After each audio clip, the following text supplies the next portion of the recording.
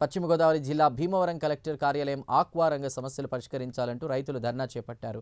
రొయ్య ధరలు, విద్యుత్ సబ్సిడీ, ఫీడ్ ధరల నియంత్రణలపై కూడా చర్యలు తీసుకోవాలని, లేని పక్షంలో ఉద్యమం తప్పదని హెచ్చరించారు. అనంతరం జిల్లా కలెక్టర్కు వినతి పత్రం సమర్పించారు. ఆక్వా రంగం సమస్యలను ప్రభుత్వం దృష్టికి తీసుకువెళ్తామని కలెక్టర్ హామీ ఇచ్చారు.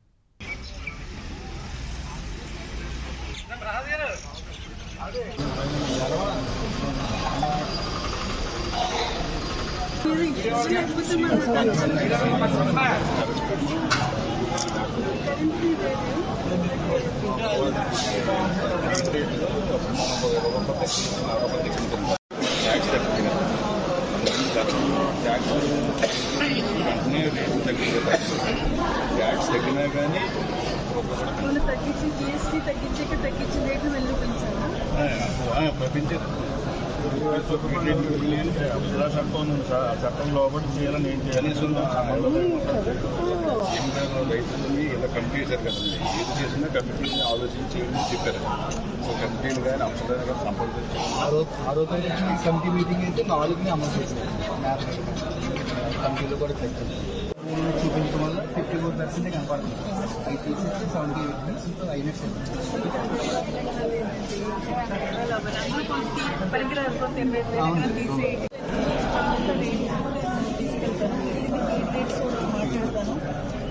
సీడ్ గురించి కూడా ఒకసారి అది కూడా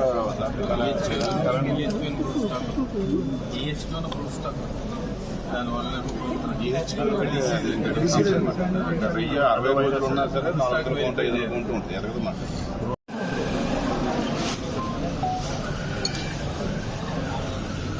ఓకే మేడం, మరి థ్యాంక్ యూ.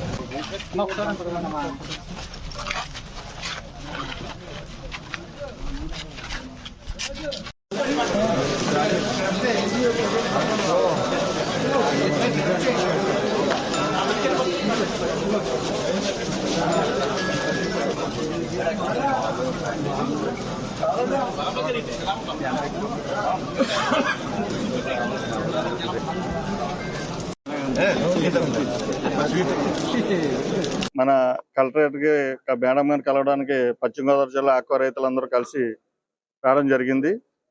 ముఖ్యంగా మనకి గత ప్రభుత్వం, మన ఉన్న ప్రభుత్వం ఎలక్షన్లో హామీ మేరకు విద్యుత్ సబ్సిడీ అందరికీ అందట్లేదు. దాన్ని తక్షణమే అమలుపరచమని, తర్వాత ఫీడ్ రేట్లు, సీడు ఇవన్నీ కూడా సరే మనకి అప్సరా చట్టం లోబడి కంట్రోల్లో ఉండాలని, ఫీడ్ రేట్లు తగ్గాలని కొన్ని విషయాల మీద మేడం గారిని కలవడం జరిగింది. మేడం గారు స్పందించారు, బాగా స్పందించారు. మాకు తక్షణం ఈ నెలాఖరులోపు పవర్ సబ్సిడీ కానీ ఫీడ్ రేట్లు కానీ ఎంత తగ్గించకపోతే భవిష్యత్తు మేము పశ్చిమ గోదావరి జిల్లా ఆక్వా రైతుల తరఫున తగు కార్యాచరణ ప్రకటిస్తామని తెలియదు. ఈరోజు ఆక్వా రైతుల సమస్యలపై మన జిల్లాలోని అన్ని సంఘాలు కూడా ఏకతాటిపై వచ్చి ఈరోజు కలెక్టర్ గారి ద్వారా ముఖ్యమంత్రి నారా చంద్రబాబు నాయుడు దృష్టికి తీసుకువెళ్ళి వీటిని పరిష్కారం దిశగా కోరుతున్నాం. ఇందులో ముఖ్యమైనటువంటి అంశాలు ఏదైతే మేత ధర ఈ మధ్యన పెంచారో అలాంటివి తగ్గించవలసి వచ్చినప్పుడు సరైన విధంగా తగ్గించకుండా ఇప్పుడు పెంచారు కాబట్టి తిరిగి మేత ధర తగ్గించమని, అదేవిధంగా ఏదైతే కరెంటు సబ్సిడీ ఉందో ఇది చేపల చెరువుల వరకు సర్టిఫికేషన్ కొంచెం లోపం ఉంది తప్ప రైతులందరూ సర్టిఫికేషన్ పూర్తయింది కాబట్టి తక్షణమే ముందు సబ్సిడీ ఇచ్చి ఏదైనా 2 నెలల్లో ఏ రైతైనా పర్మిషన్ కనుక లేకపోతే వారిది కట్ చేసేదైనా పర్లేదు కానీ సత్వరమే ఇది అమల్లోకి తీసుకురావాలని చెప్పి మేము ప్రధానంగా కోరుతున్నాం. కరెంట్ సబ్సిడీ కోసం ప్రధానంగా కోరుతున్నాం. అదేవిధంగా డొమెస్టిక్ మార్కెట్ ముఖ్యమంత్రి గారు గత అసెంబ్లీలో ఇచ్చిన మాట ప్రకారం డొమెస్టిక్ మార్కెట్ ఒక్క అడుగు కూడా పడలేదు కాబట్టి మళ్ళీ ఇప్పుడు అసెంబ్లీ సమావేశాలు జరుగుతున్నాయి కాబట్టి ఇవి అసెంబ్లీ సమావేశాల్లో మేము నిన్న ప్రతి శాసనసభ్యులకు కూడా మేము రిప్రజెంటేషన్ ద్వారా అక్కడ కూడా చర్చించాలి, ముఖ్యమంత్రి గారి దృష్టికి తీసుకెళ్లాలని చెప్పడం జరిగింది. ఇవన్నీ కూడా చూసి అదే లోకేష్ బాబు గారు కూడా మా రైతులందరం ఒక్కసారి కలిసి విన్నవించుకునేందుకు అవకాశం కూడా ఇవ్వాలని చెప్పి మీ ద్వారా కోరుకుంటున్నాం. తర్వాత మా కార్యాచరణ ఉంటుందని తెలియపరుస్తుంది.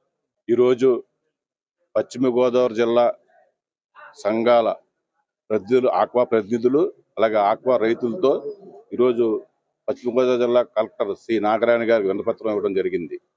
ప్రధానంగా ఏదైతే ఈరోజు ఆక్వా రైతు పలు సమస్యల మీద ఏదైతే ఇబ్బంది పడుతున్నారో అది ఒకటి. మొన్న కేజీకి ₹4 ఫీడ్ రేట్లు పెంచి, అలాగే మరి ఏదైతే మరి అమెరికా ట్రంప్ ట్యాక్స్ ఏదైతే ఉందో అది అక్కడ ట్యాక్స్ 17% తగ్గించినా కానీ ₹1 కూడా మరి కౌంటింగ్ రేటు పెంచకుండా ఏదైతే సిండికేట్ ముసుగులో జరుగుతుందో అది వివరించడం జరిగింది. అలాగే ఇలా నాణ్యమైన సీడు అందక ఎవరైతే రైతులు మరి చెరువులు కోల్పోతున్నారో మరి ఆ సీడు మీద వినతిపత్రం ఇవ్వడం జరిగింది. అలాగే ఏదైతే ఆ రోజు ఆ ప్రభుత్వం హామీ ఇచ్చి ₹1.5 కరెంటు సబ్సిడీ ఈ రోజు అందరికీ అందట్లేదని చెప్పి మరి కలెక్టర్ గారి దృష్టికి తీసుకురావడం జరిగింది. ఏదైతే ఈ అన్ని పలు సమస్యలు ఏదైతే ఉన్నాయో, అలాగే ఏదైతే మనం ఎలా రొయ్య తినాలి, రొయ్య మంచి ప్రోటీన్ ఉంటుందని చెప్పి గౌరవ ముఖ్యమంత్రి చంద్రబాబు నాయుడు గారు అసెంబ్లీలో ప్రకటించారు.